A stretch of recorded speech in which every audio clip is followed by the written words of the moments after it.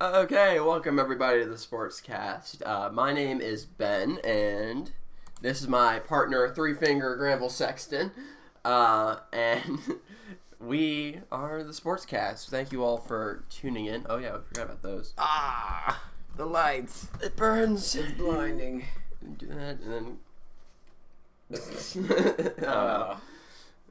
it'll work. Yeah. All right. Well, welcome everybody to the Sportscast. I'm a very washed out Ben. This is Granville, and we are here to talk about sports. But most importantly, first of all, we got a birthday to celebrate. And hopefully, you'll have tuned in. It was Granville's birthday just a couple of days ago. Granville. You liar. You're just lying for the clout, aren't you? No. I wouldn't lie for the clout, but I would do this for the clout, I guess. I got Granville a card here. Why don't you read that out to the folks at home? I'm very concerned. I'm really concerned about what you've written on this card. You've either gone very sentimental or you've gone unbelievably satirical. May the force be with you. Okay. It's Yoda. Just thought I'd let you know. Are you not even going to do the accent? Come on. Oh, you can't make me do this. I'll let you do it. May the force be with you. Oh, thank you. An incredible birthday you are wished. Earned it you have. Happy birthday, Grandpa. I owe you one sporting event plus snacks. Example, Vandy football, USFL, Nashville Sounds. Sounds good. Suppose I got you to read it on the air.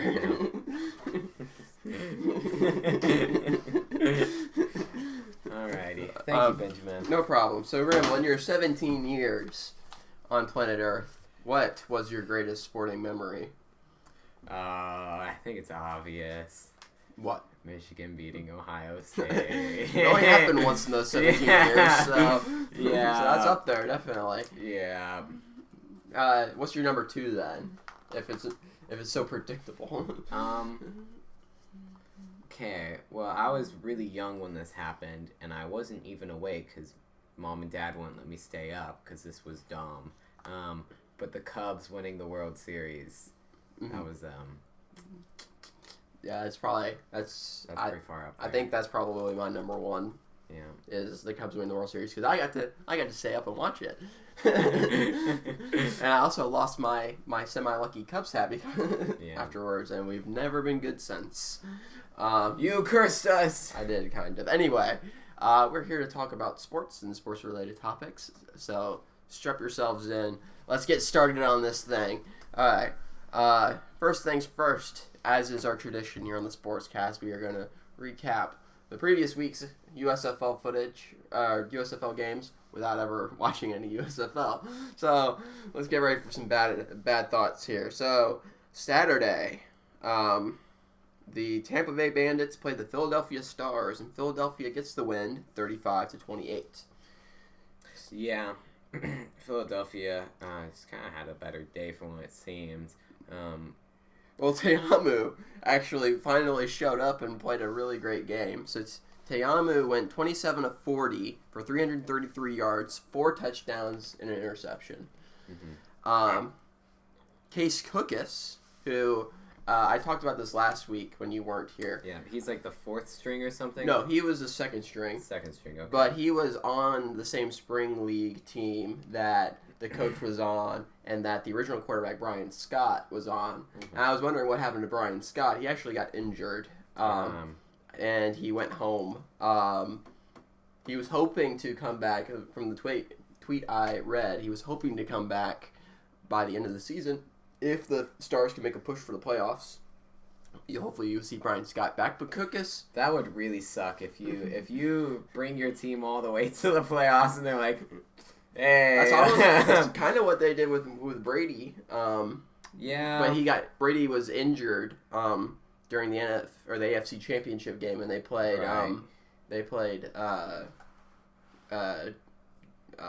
what's it? Dang, why am I blanking on his name? He's like a career backup everywhere he goes. No. Are you talking Drew about Bledsoe? Oh, you're talking about Bledsoe? Yeah. Oh, okay. Yeah, so Bledsoe, for Brady's first season, Bledsoe ended up starting the AFC Championship game because Brady was injured and won that game. And then they started Brady in the Super Bowl. So I can almost imagine Bledsoe was like, man, this is my chance. If I go out there and win this thing, I get to start the Super Bowl. Because he had already been to one Super Bowl. He lost the Super Bowl to the Packers with Brett Favre. So he was like, yeah, I'm gonna do it, guys. I'm gonna be a Super Bowl champion. And then yeah, Brady came in and did what Brady does. Yeah. So Case Cookus went 11 for 20, 73 yards and 2 touchdowns. Cooking the defense. Yeah, it was their Corbin, the second, who really led the way on offense for him. He had 18 carries for 140 yards. Oh, wow. And 3 touchdowns. Okay. But that gets the job done. Yeah, that does definitely get the job done. So Te'amu still loses. Yeah, Te'amu. So both teams now are at 3-3. So Tampa Bay, who was for at least a half a second there, at least last week, they were kind of a dark horse candidate, no pun intended. They were a dark horse candidate for a playoff spot, especially if the Breakers continued their losing ways with the injured Kyle Sloter. We'll talk more about that in a second. But if the Breakers were to continue losing, then the Bandits had a good chance of being the second team in the South Division, besides the Birmingham Stallions. I would like to look up the standings in the USFL just very briefly. My phone's actually about to die, so we'll see if we'll make it that far. While you look that up, next game is Birmingham Stallions versus the Michigan Panthers. Can you guess what happened? The Michigan Panthers drive down, ready to win the game, and they throw an interception and they lose it. That's not a bad prediction. Yeah. No, they just lost outright, 33-17. Oh, okay. Shea Patterson. Patterson didn't play all too bad. Patterson, and this is something I talked about last week, and it's something that I saw on the USFL Reddit, was Patterson is looking better as a quarterback week after week. Mm-hmm. Patterson in this game went 24 of 35, so 68% pushing percentage, 209 yards, a touchdown, and a pick. Mm-hmm. On the other side, Jamar Smith went 12 of 25 for 135 yards and 2 touchdowns. And Scarborough, the running back, ran for over 100 yards and a touchdown. It's not a bad game. Corbin, the Michigan running back, went 71 yards. How did Patterson do again? I'm sorry. He completed 68% of his passes for 209 yards, a touchdown, and a pick. That's a pretty average Patterson game. Yeah, but it's better than what he was doing at the beginning of the year. That's true. The Michigan Panthers played a game that they probably could have beaten at least half the teams in the league, but they just haven't ran into the buzzsaw that is the Birmingham Stallions. The Stallions really are the team to beat.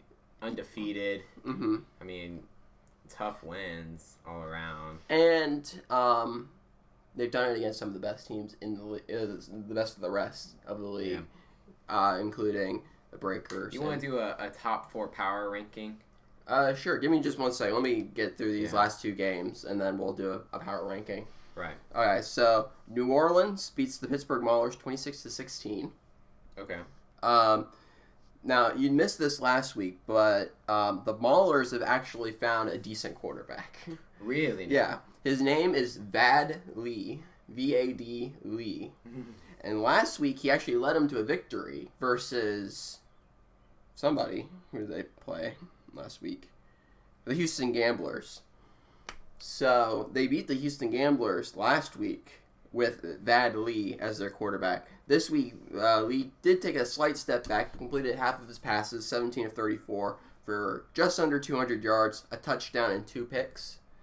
The Breakers, Kyle Sloter, they really did not let Kyle Sloter throw the ball. He went 13 of 21 for 92 yards. No touchdowns, no picks. But their running back, Aaron Jones, went for 102 yards and a touchdown. And Aaron Jones? not Aaron Jones. Aaron Jones was the Packers running back, right? Yeah. And another A. Jones. Imagine how good Aaron Jones would be. And Logan Ellis, who was the starter the last couple of weeks. I guess they didn't feel that he was good enough to be the full-time starter because keep going. Yeah, because they did pick up Jones off of free agency, or the equivalent of free agency in the USFL, and he ran for 102 yards, so that's not bad. Slaughter definitely, I think, was taking it easy this game because he's still coming back. Last week they lost to, who did they lose to last week? They lost to the Generals last week, and Slaughter did not look good in that game. What did he throw? He threw like 3 picks, I think. 2 touchdowns, 2 picks. Okay. But bad game, but at least he got 2 touchdowns. Yeah, he definitely has been playing injured this whole year. I don't think he's going to get a shot at the NFL again after this year, just because while he's played good in spurts, his injury has really kind of kept inconsistent. And yeah, I blame that a lot on the injury. But yeah, I think it's good for the Breakers that he'll probably be back next year. And can light up the league then. And still, they're 4-2. They still are in second place, correct, in the South Division. So they've still got a playoff shot. And then the last game of the week, which is probably the best game of the week, the New Jersey Generals squeak out the Houston Gamblers 26-25. Yeah, close game. Definitely so. Again, looking at passing, Clayton Thorson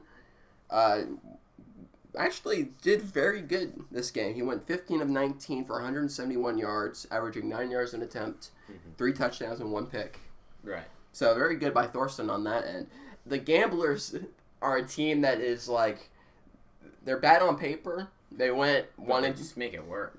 They're 1-5 so far in the year. Yeah. But the Generals are the best team. They're 5-1 at the moment. They're the best team in the North Division, and they only lost by 1 point. Thorson can put together great games like this game, and he can put together some clunkers, like when they lost to Pittsburgh last week. Yeah. But yeah, and then really the story of this game, and we were talking about just before we got on air, was Luis Perez for the Generals. He ended up playing a majority of the snaps. I would guess that it was because DeAndre Johnson got injured in this game. DeAndre Johnson started the game off 4 for 4 with 52 yards and a touchdown. But then he just kind of disappeared, and Luis Perez took over, and he played an amazing game, a very solid game. A game that he, in all likelihood, should be the starter for a number of these teams in this league. He went 18 of 24, 75% completion percentage for 160 yards and a touchdown. And they also were fairly heavily involved on the ground. I can't remember the Gamblers coach. Or not the Gamblers coach. Kevin Sumlin's the Gamblers coach. The Generals coach is Let's see if it says on their website. But the Generals coach, it's not Sumlin. Sumlin is the Gamblers coach. It's another ex NFL guy. It doesn't say on their thing, but you look at roster, blah blah blah. I'll look it up. I got it. Mike Riley. Okay. Mike Riley does not trust Luis Perez. It's very sad. I know. Perez is a great quarterback. Great job. He came off the bench and threw 75% completion percentage. They didn't give him a lot of throws. They ran the ball a lot in this game. They had 39 attempts on the ground overall. That's including a couple of sacks by Perez and 1 run by DeAndre Johnson. I'm going to say it. If Luis Perez is on the Birmingham Stallions, he's the MVP. Potentially, yeah. I mean, not saying that Jamar Smith isn't a great quarterback. Right. But he could definitely... In a hypothetical situation where Luis Perez is starting over Jamar, then Luis Perez is... Well, and there's other teams in the league that could use him as the starter. I think Michigan Panthers. Yeah, Michigan Panthers could use it. Like, Shea Patterson has been playing better. Right. But imagine how much better the Panthers could be. And you don't know about the supporting cast. Yeah. You can't make that direct argument, but you can. We have seen the results from Luis Perez the last 2 or 3 years. You know, the AAF, the XFL, and the USFL. He's played good in each one of those stops with varying levels of teams. The Birmingham Iron, like... Well, the Iron weren't terrible. Well, they got better when they had Luis Perez as their quarterback. Exactly, yeah. So... He seems to be a good leader. Exactly. I think Perez, and just specifically talking about the USFL, the Michigan Panthers could probably use him. We don't know a lot about Vad Lee for the Maulers yet. Yeah. He's only had his second start. He played good in his first start. He played decently in this last start. But they could potentially use Luis Perez. The Gamblers, Clayton Thorson.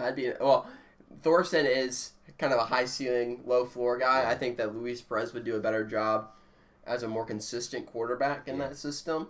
That's at least 3 teams right there out of the 8 teams in the league that it's rare to see Luis Perez having a bad game. Exactly. When he's given the opportunity, he plays well. But the problem is Mike Riley doesn't want to give him the opportunity. And it's weird to say DeAndre Johnson is a good quarterback.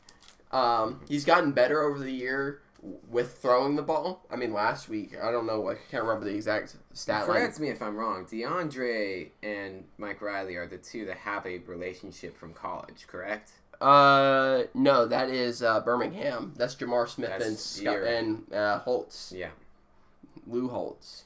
Wait, not Lou Holtz. Lou Holtz is the famous one. Yeah, it's Jimmy Holtz or whatever. Skip Holtz. I knew it was one of those weird sport, like, how's he doing sport? Skip Holtz. They have a relationship from their time at Louisiana Tech. But... La Tech. But, let me see. How did DeAndre Johnson do throwing the ball? Because last week versus the Breakers, they just gave the ball to DeAndre Johnson the whole time. He went 14 for 21 for 211 yards and 1 pick. So, coming off the bench versus admittedly worst team on paper in New Orleans defense hasn't been real great this year. Mm-hmm. But especially after that first week, the first week was like amazing, and then like everything else after that went like. But I would say that their defense probably is slightly better than the Gamblers. Mm-hmm. But coming off the bench, not expecting you to beat a starter in that game, it kind of evens it out. Mm-hmm.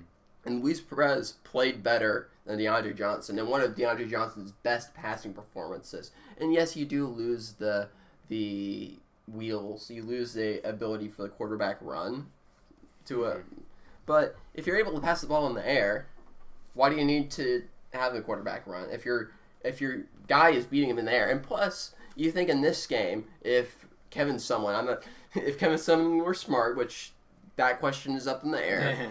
But if Kevin Sumlin were smart, he would know that he isn't playing, or he would notice that it isn't DeAndre Johnson in there. Yeah. He would play more coverage, and Luis Perez still gashed him. It's a 2-man race for the Coach of the Year. It's between Kevin Sumlin and Kirby Wilson. He's up there too. I was gonna say Jeff Fisher. Yeah, the Mount Rushmore of bad coaches in the USFL. Yeah. But anyway, that's the USFL. Let's do a quick power ranking here. So obviously, you have to put the Stallions at 1. Yeah, Stallions easily top of the league, 6-0. And yes, again, they've been playing every game at home. They're the only team that actually has a crowd that shows up. Yeah, that gives them a lot of advantage. But Jamar Smith came out of nowhere and played good. Skip Holtz has proven to be a fairly admirable coach. Yeah.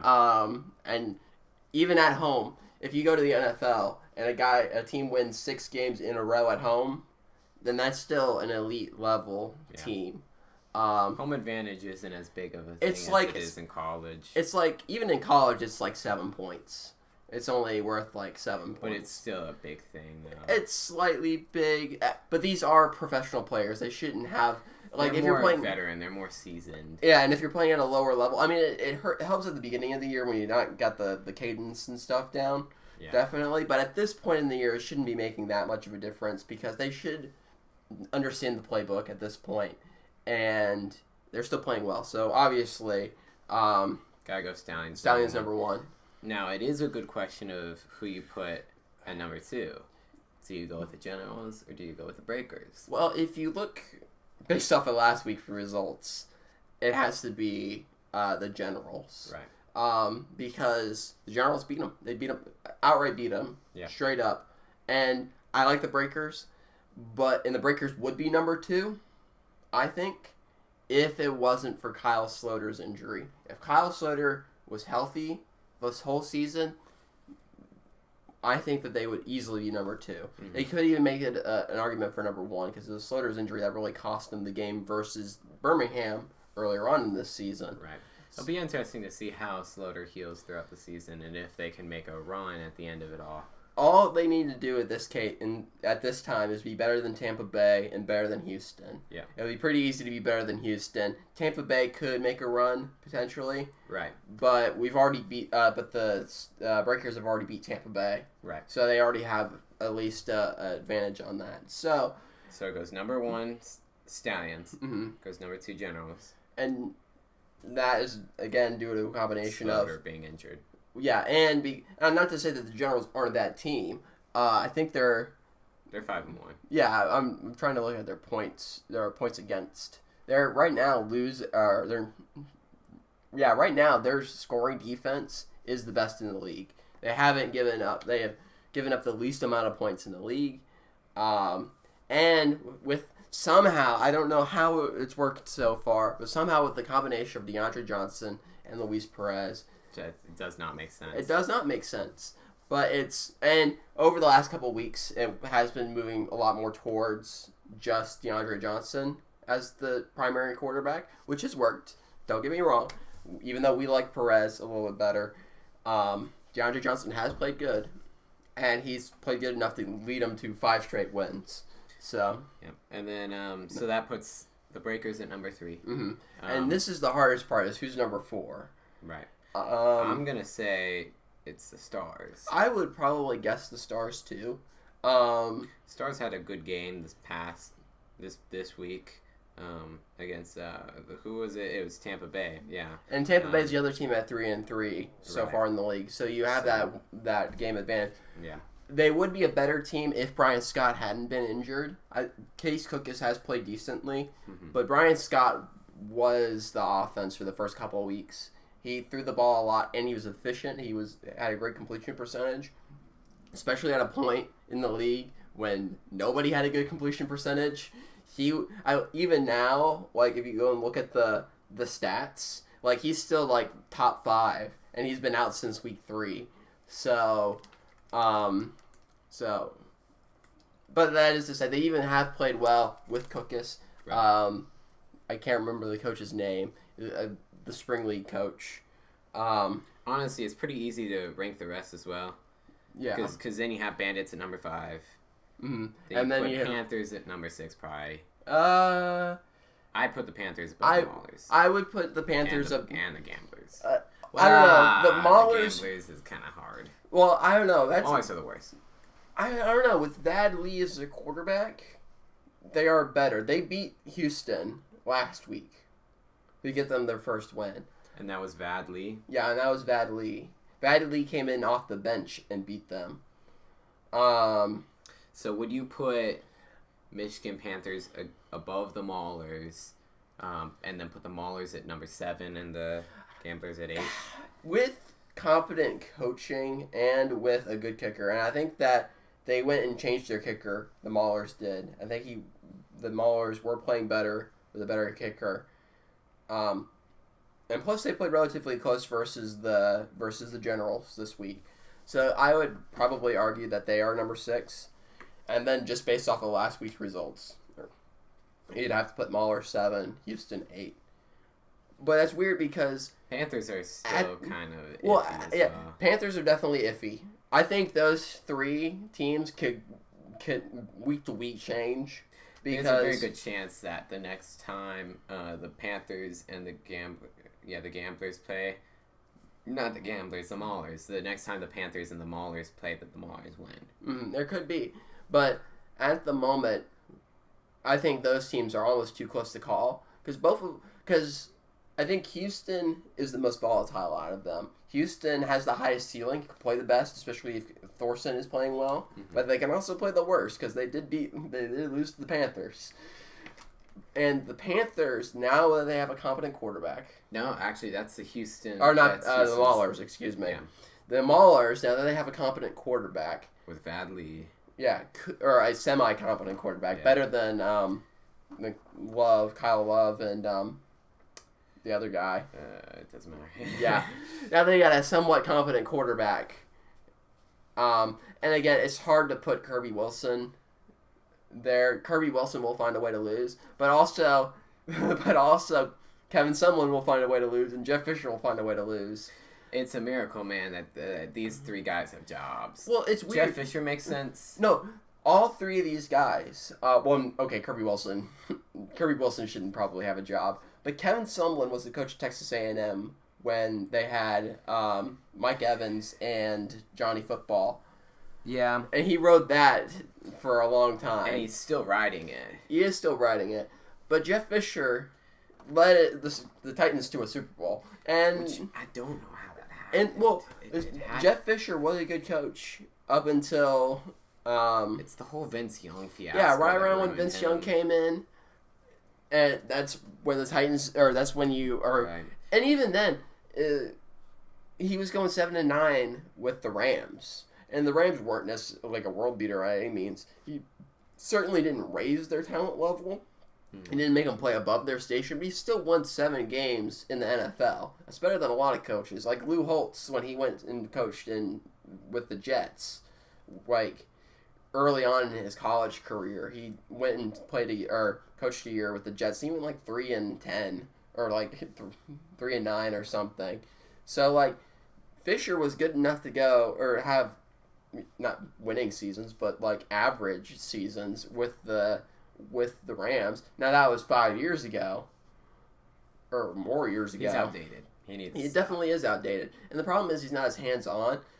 One of the complaints when they missed the field goal to lose the game, when they doinked it from 21 yards, people were arguing that it wasn't Vince's fault. It wasn't Fisher's fault. It was the offensive coordinator. But that's the call at the coach at the very end. If the coach is, and yeah, Fisher is a defensive-minded coach, but as a veteran head coach. Yeah, as a veteran head coach, you should be like, our kicker sucks. Why are we trying to, even at 21 yards, why are we sending our punter out there to kick a field goal to win the game? Just run it down their throats. We have 2 timeouts left. But that's when Fisher, you can almost argue because of that, you can almost say that Fisher seems to be in it for the paycheck. That he's just kind of like going with the flow, going with the... I can't imagine there's that much of a paycheck, though. It's not a lot, but I don't know. How's Jeff Fisher spent his... He could probably get a big paycheck just by doing some commentating or being an analyst. And actually with that, let's move to a different topic, since you mentioned commentating. One of the big news stories over the last week or so, maybe a little bit before that, was, and I'm not sure you've seen this, Tom Brady has inked a deal to become a color commentator for Fox once he retires. So you may, out there watching, know that Joe Buck and Troy Aikman, who were Fox's #1 commentators, they have moved to ESPN to head their Monday Night Football coverage. I didn't know that. So we have Joe Buck on Monday Night Footballs now. It's better than what they've had. I don't know. Joe Buck's is awful. Buck isn't great. I can kind of tune him out to the most part. And Aikman's not super great either. But it's better than Booger McFarland and who was the Cowboys tight end? Jason Witten. That was some interesting commentary. It was better. It's better than it's probably the best that Monday Night Football has had since like Al Michaels was there. And actually, Al Michaels and Chris Collinsworth moved from NBC. They were on NBC. They moved from NBC, and now they're going to be calling the Thursday night games on on Amazon Prime. Amazon Prime has Thursday night games as well now? Yeah. Golly, what is going on? But, so, let me see. Let me pull up. That actually won't be awful. Well, I like Chris Collinsworth, personally. I don't think many people do. Collinsworth isn't terrible. I like him. Collinsworth does, or can...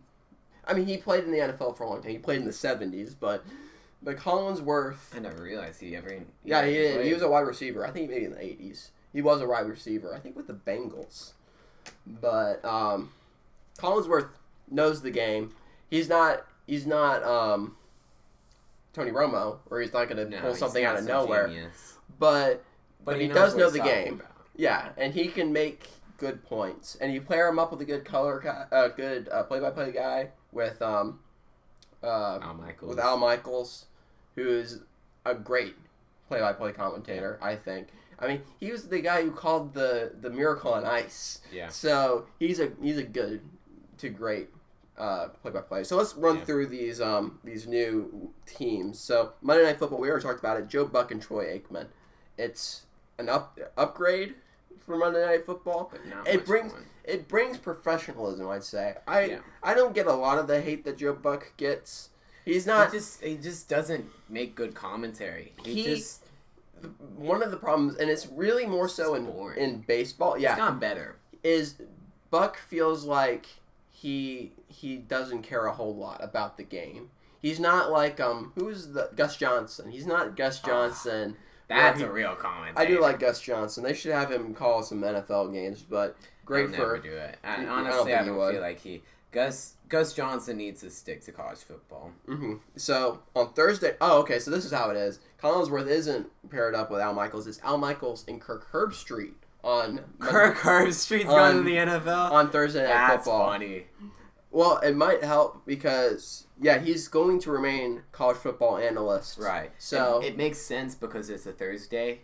So he can still get away with. He can still be there on Saturday for game day and to call the Saturday night game for ABC. So I wonder if Collinsworth isn't Al Michaels the color commentator on ABC, or who is the commentator on ABC with him on Saturday, or like on Saturday Night Football for college?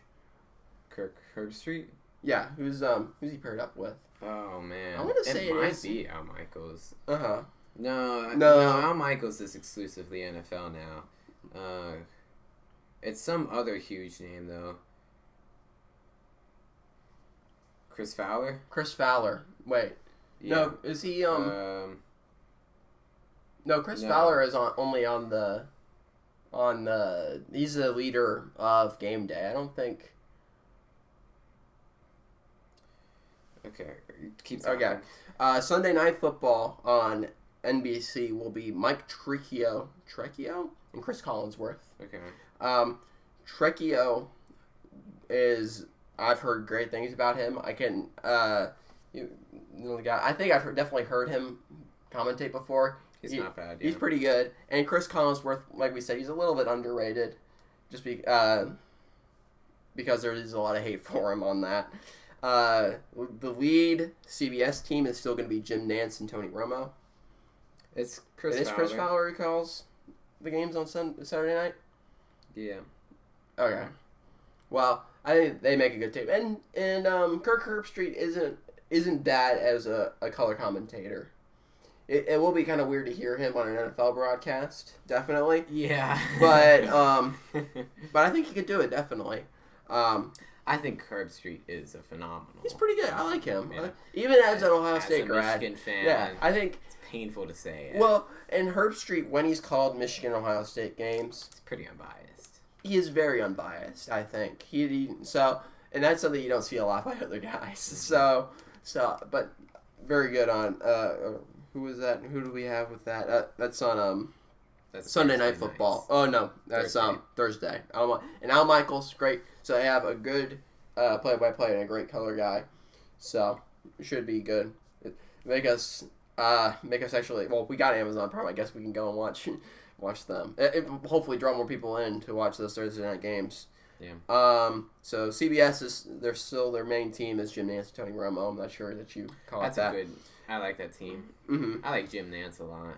Yeah.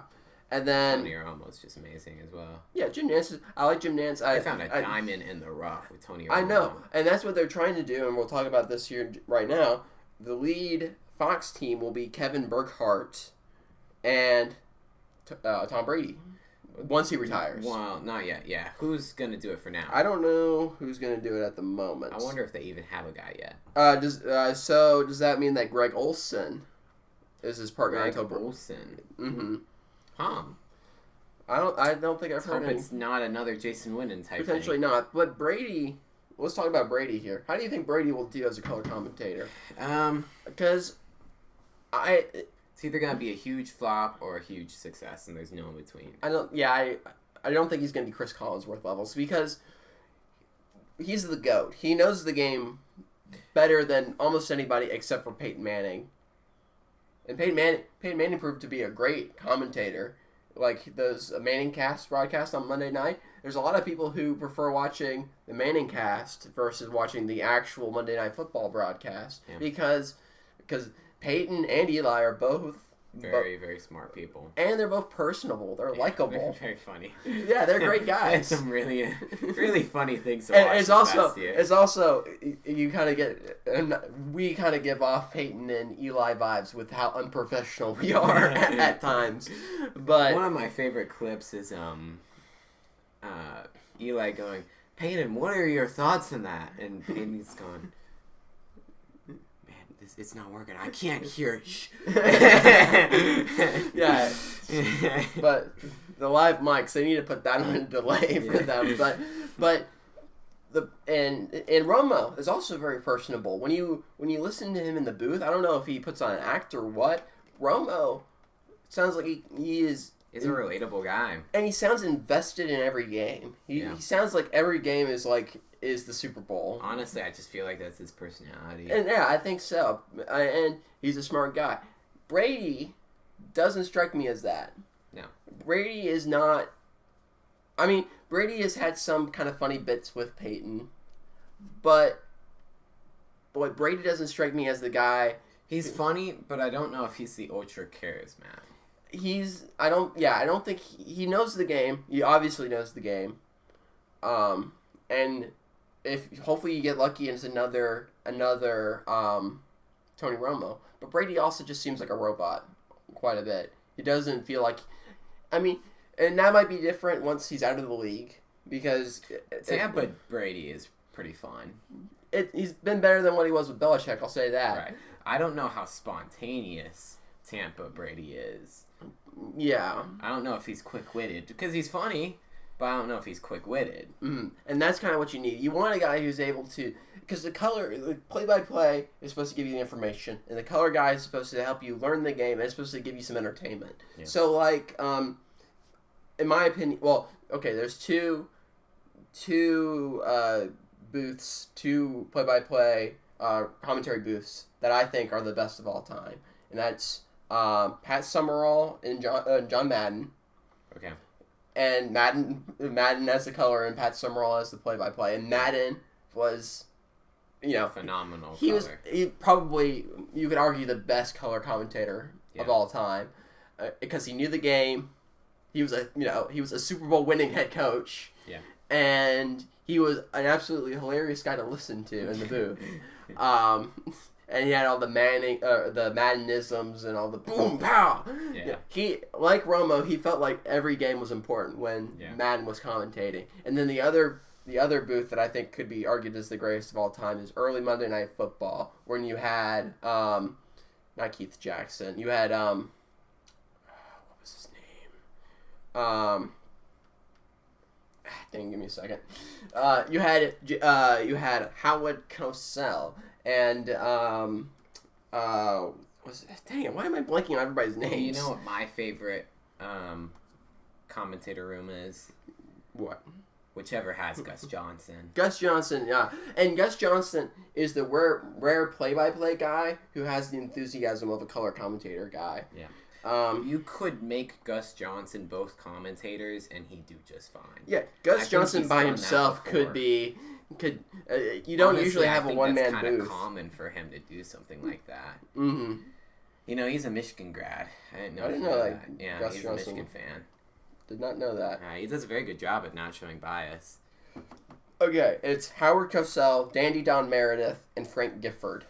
That was the best, in my opinion, because you had, or one of the best, because Gifford, and you can almost put the first season ahead of that, where they had Keith Jackson as their play-by-play guy. So Keith Jackson, who was famous for college football for years. I'm gonna be honest with you, I don't know. You don't know Keith Jackson? No. So Keith Jackson is, I think he was the guy who coined the term the Big House for Michigan. Oh, really? Yeah, Keith Jackson, because it was back in the 70s. There was only like 3 games on a week, and when the game rolled around, they would tend to put Keith Jackson, especially in the 70s when Michigan and Ohio State were basically playing for the Big Ten championship every year. Yeah. They would put Keith Jackson on the call. Keith Jackson is a great play-by-play guy, passionate about it, and Gifford was pretty good at that. Gifford was definitely the weak link, but the best bit of early Monday Night Football was Howard Cosell versus Dandy Don Meredith. So, because I don't think you can click that and make it go away. It has always bothered me. I know. I'll try to figure it out at some point. But Howard Cosell was the intellectual. He was the guy who was using $10 words. He thought himself to be a journalist, not a football commentator. Mm-hmm. And Dandy Don Meredith was the first quarterback for the Dallas Cowboys. He was on some of those really bad Cowboys teams, and he was a great quarterback. He was the quarterback before Roger Staubach really took over, and he was an out-and-out Southerner. He was a wild guy, and so having him bounce off of Howard Cosell in the booth is amazing. I've watched I'm absolutely flabbergasted by this play. That pretty much sums up the early 70s Monday Night Football experience. They are matriculating the ball down the field. Wow, golly gee, that was a great play. Yeah, it was like, or you'd be like, good golly, Miss Molly. Something, not maybe that bad, but I want to see. I feel like you could make a skit out of that. They made a made-for-TV movie on it, so there were some great stories of that early Monday Night Football. There was one time, so this is the early 70s, they were all, everybody smoked in the booth. So they, whatchamacallit. So yeah, so they're all smoking in the booth, like smoking cigarettes. And one of them drops a cigarette and catches, I think it was Keith Jackson, catches Keith Jackson's like pants on fire. So they're like trying to like put out the fire while they're on the air. That's funny. It was pretty fun. He's down to the 20, the 15. Ah! My pants on fire! No, they played it really good. They didn't end up they try to cover it up by they covered it. Yeah, very good. Don't look it up. We're on air. I know. I wanna find some. Oh, let me see. What are you doing? I'm looking up some of these stories. Ben, you don't have to look up stories. We're on air. I don't know. It was great. I think it was. Okay, yeah. So at one point in 1973, they're in Denver. Right. And Meredith did kind of have a drug problem. And so they're in Denver. And Meredith on the air goes, "We're in the Mile High City, and I sure am." So, yeah. It was the Wild West. And it was a lot of fun, I think. And that was the highlight of basically all Monday Night Football was right at the very beginning. Because because they had great commentators. Yes. A great commentator really helps draw the people into the game. Especially if you're not a huge fan of football in and of itself. If you got good commentators who are explaining it, it helps you become a better fan of the game. Yeah. Sure. Now we've gone through that. Anything else we want to discuss, Gramble? There's a little bit of news in the NBA with the playoffs and so forth. Mm-hmm. I think one common theme throughout this playoff so far has been super teams do not make the difference. It seems to be evident that you need to get a team that is led by one or two stars, but you need a supporting cast. That is the difference. That's why Miami is doing so wonderfully, and the Grizzlies are doing good backing up John Morant. And the Warriors have done phenomenal because they have an extreme depth to all of their guards. And that makes sense because if you're relying on your big three to be in the game for 40 minutes, for 82 games, then 7 games, like 21 games in the playoffs, they're going to run out of gas, even the best players in the league. So I think that depth there does create some bonus. And another thing is that the big threes that they're getting don't have chemistry with one another. They're just going for the 3 biggest names that are available, not... Yes. And one of the things about it is because they're sitting out in the regular season and they're not playing with each other during the regular season and they're not getting chemistry because of that. And truthfully, these people, they aren't going after big character players. Like if we look at the Nets, we have Ben Simmons, we have Kevin Durant's iffy now. I personally am a James Harden, right? James Harden, yes. Well, James Harden was traded. Oh, was traded for Ben Simmons and Curry's brother. What is it? Stephen Curry? No. not Stephen. I don't know. Seth Curry. James Harden was traded for Seth Curry and Ben Simmons. They traded for the wrong Curry. Well, Seth Curry, honestly, is a very good player. And he was playing very phenomenal in Philadelphia. He's not played as well in Brooklyn. Ben Simmons has played next to none minutes because he's Ben Simmons. And Can't shoot the ball. And Harden couldn't get the job done on his own. And Harden doesn't play defense still, so... Yeah, him and Embiid did not... It was interesting to see because of all the fouls they were taking. They were getting, 40, 50 free throws a game, and that was where a vast... majority of their points were coming from? Well, actually, I rescind that point a little bit. I wouldn't say vast majority, but much more than your average team. But you have players like Kyrie Irving and Ben Simmons, and it doesn't kind of mend well together. I can't remember or not. I believe Patrick Beverley was also on the Nets. Patrick Beverley's kind of been laughed at a lot recently because they're just... And honestly, something's wrong in the NBA if people aren't laughing at Patrick Beverley because it's kind of just funny to laugh at him. It's very easy to get a few chuckles.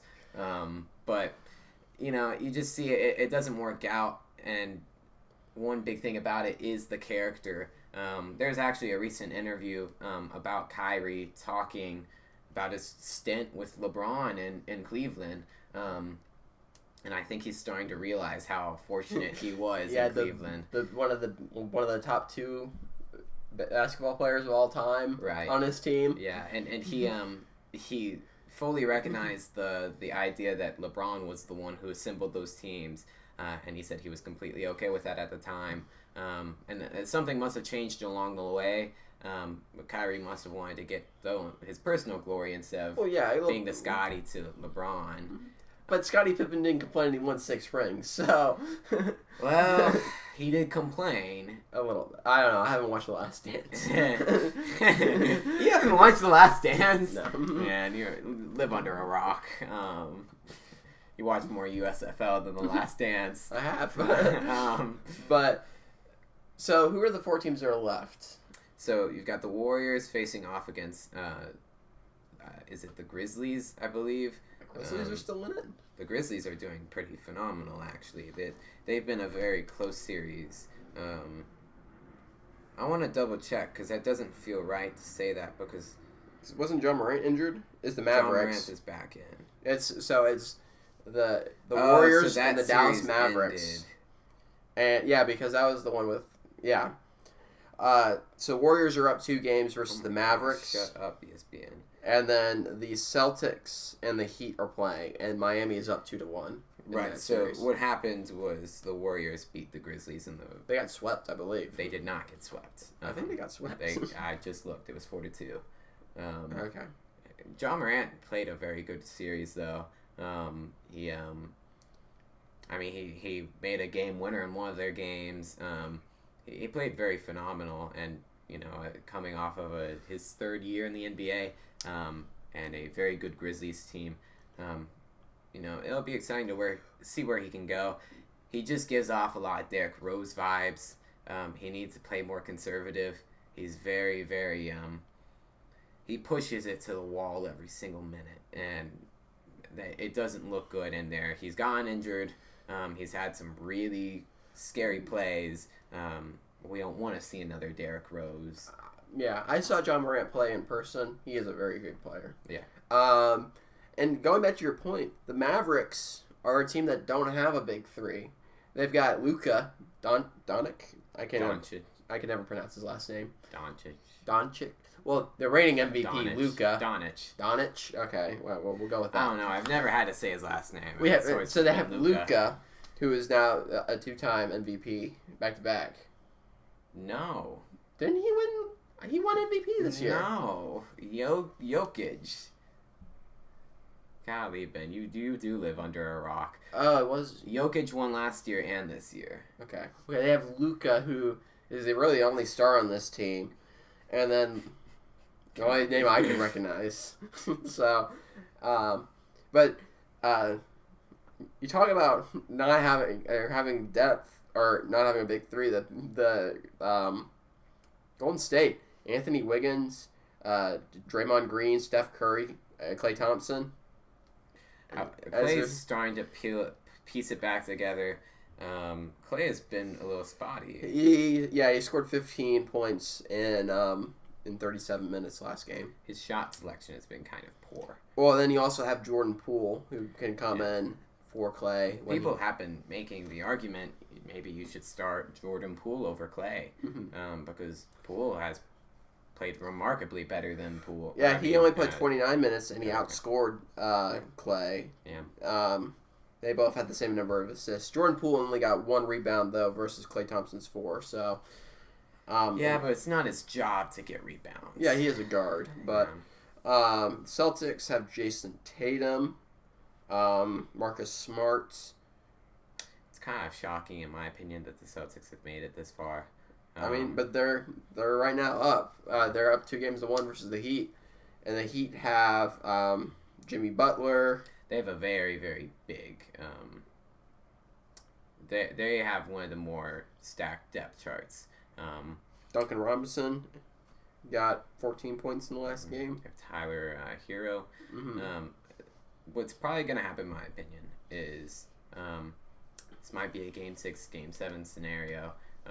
I do believe that the Heat are going to take it, and I think it's going to be a Warriors-Heat championship. Really hope that the Heat will win. I want Jimmy Butler to get a ring really bad. I've always loved Jimmy Butler, especially since the Mickey Mouse ring, especially since the bubble. I'm just a big fan of Jimmy Butler, and leaving some of his prior situations, it's clear that he's not the guy who's the bad guy in a lot of these things. He's been made out to be a bad person, but he's really a fantastic guy. As we've seen in Miami. He's got good character. He's really elevated this Miami Heat team to a whole nother level. Actually, something I learned while I was on the phone yesterday, each of these teams has one player from the University of Michigan on them. So the Heat have Duncan Robinson. The Celtics have... Any of those names look... Stauskas? Yep. Nick Stauskas? Okay. Jordan Poole is on the Warriors. And then don't tell me. There's several guys on. No, there's just one guy. Is it Burke? Is Trey Burke on the Mavs? He's not on there.